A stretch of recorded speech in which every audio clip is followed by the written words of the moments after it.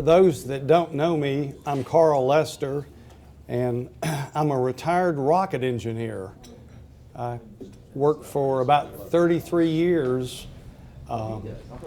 in service of our nation, the latter part of which was working in the space program for NASA. So to me that was exciting work, and I wish we were still doing it as adventurously as we used to do, but we won't get into that tonight. I've been a coin collector for about 35 years, and being a native of Georgia, it didn't take me but a couple of years to realize that the smart thing to do would be to focus on Dahlonega gold coins. And I purchased my first Dahlonega piece in 1982. It was about the time of the Eliasberg gold auction, so that was sort of an auspicious time for me to get in it, but I was too much of a greenhorn to actually participate. But I did have enough foresight to at least order the auction catalogs, softbound and hardbound, and I learned a lot from that auction. In fact, I decided, hey, I missed out on something great. I'm going to look for a Dahlonega piece. It took me 17 years to find a really nice Dahlonega piece that belonged to Louis Eliasberg. So that was at a fun auction in 1999. So a little bit about the presentation. In 2014, well, first of all, very few institutions have a full set of Dahlonega gold. And one of those is the Federal Reserve Bank of Atlanta. And I was approached to give them a tutorial about the mint because they had this marvelous set, but they didn't know much about the history of it. So in September of 2014, I went to Atlanta. By the way, it's harder to get into the Fed than it is to get into the White House. You wouldn't believe what you have to go through. But once again, that's another story. Where did they get it? I'm sorry? Where did they get it? Oh, I don't know. I'm going to ask Al Adams about that. I think he might know the answer. But anyway, they really don't display it like they should. It's sort of in a dark place, and we're trying to get them to upgrade their display. But anyway, that's the genesis of this presentation. That's why I came up with these Fed-looking graphics, and I was too lazy to update them. But I did change a few of the slides just for tonight. You might wonder, how did all this get started? How did a U.S. branch mint become probably the leading institution in a sleepy little North Georgia mountain town? It was actually authorized by the U.S. Congress, the 23rd Congress, in March of 1835, and it was signed into law by Old Hickory, Andrew Jackson.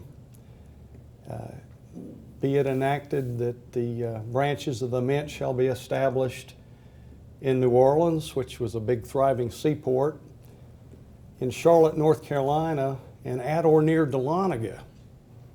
There was some debate as to whether it should be at Auraria or Dahlonega, and Dahlonega carried the day. But the two gold mints were in the heart of the Appalachian gold belt that ran from central Alabama up through Georgia into the Carolinas. So that was the reason for it, and like everything, even back then, politics played a big part in it.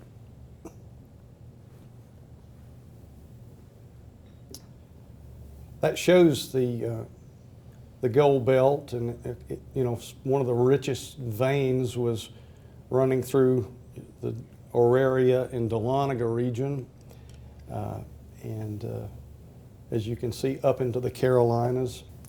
But one of the reasons why they pushed for federal mints in these areas, it was hard to establish the true value of what they were mining.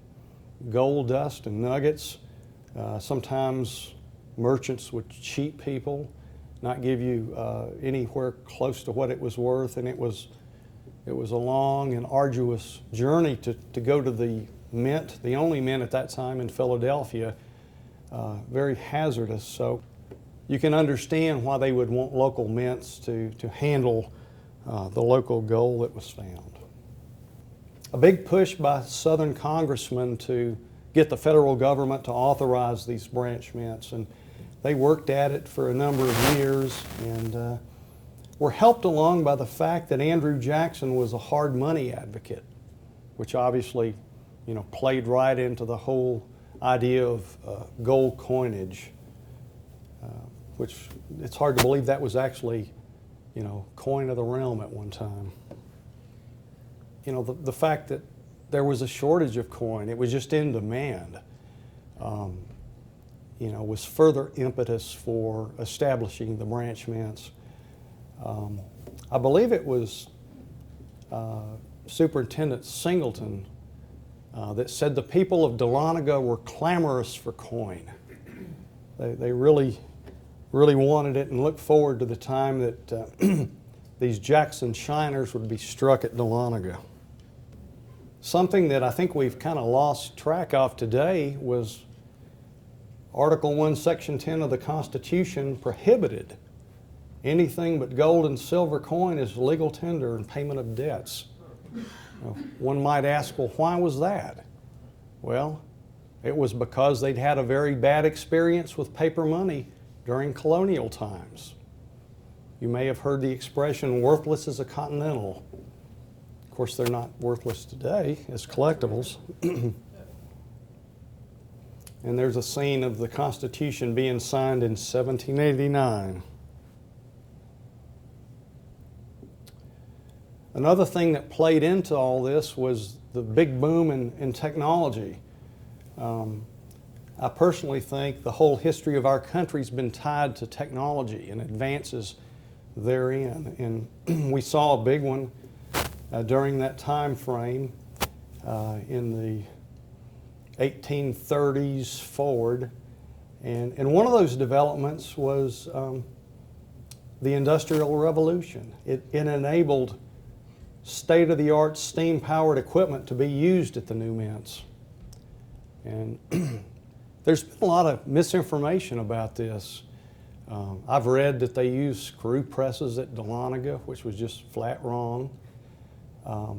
They had the latest and the greatest, although I think, as we'll see, it still wasn't a very easy task to produce these. It was a state-of-the-art materials and processing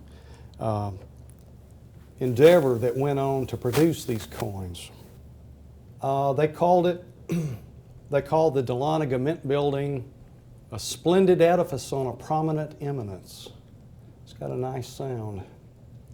Anyway, the mint opened in 1838 and struck gold each year until 1861, when it was closed due to the onset of the Civil War.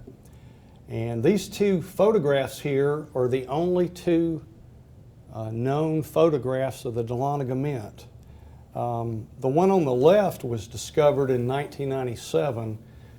Before that, we just had a small snapshot of one of the windows with the first graduating class of North Georgia Agricultural College underneath, and I'll talk more about that a little bit later.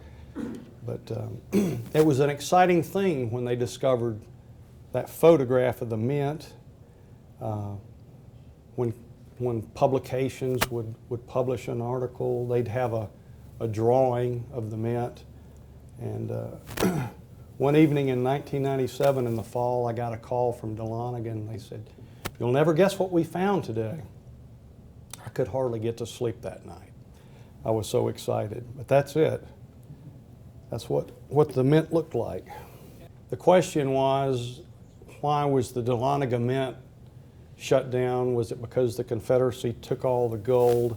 Well, the Confederate government did make a decision not to keep the branch mints in the South operating. I mean, that's a documented fact. But in the case of Dahlonega, I think, and we'll see this in the charts that are coming up here, there was a decline in the deposits more than anything else that I think led to that decision. They just were receiving such minute deposits that it didn't make a lot of sense to keep the mint operating. Of course, all of the confusion and chaos associated with the Civil War didn't help, in trying to keep something like that going, which would have been, theoretically, it would have been good to get some hard coinage in the South, especially, to pay for war material and things like that. And so if you've got a question, go ahead. Yeah, I guess, what does it depict, number one, and then number two, was it found in the historical data in the mint or in the facility, or? No, people had looked for it for years. I mean, the photographs from 1877, is that correct? Yeah, that's correct. When did it burn? It burned in December 1878, so we can kind of bound it. We know it was before December 1878, and we know it was after the formation of North Georgia Agricultural College, because you can see the cadets lined up out in front of it. So we can kind of bound it, but we don't know the precise date it was taken. Okay. Where was the actual photo found? The photo was found. They were doing a renovation of North Georgia College's administration building. I think at that time it was called North Georgia College and State University. So they were gutting the whole building to bring it up to code and just do a general refurbishment. And I'll get into this a little bit later, but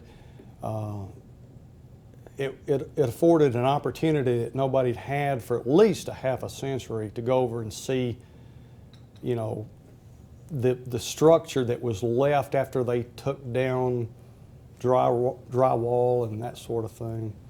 But they found it in the archives of the mint, but I think it was in a file. I believe it was labeled old pictures or something like that, but it was not identified as the Dahlonega Mint building. But somebody, with a numismatic background, got in there and they knew what they had found, and like I say, the news kind of spread like wildfire. I actually did a two-part article that was published in Coin World that published that for the first time in modern times back in 1997.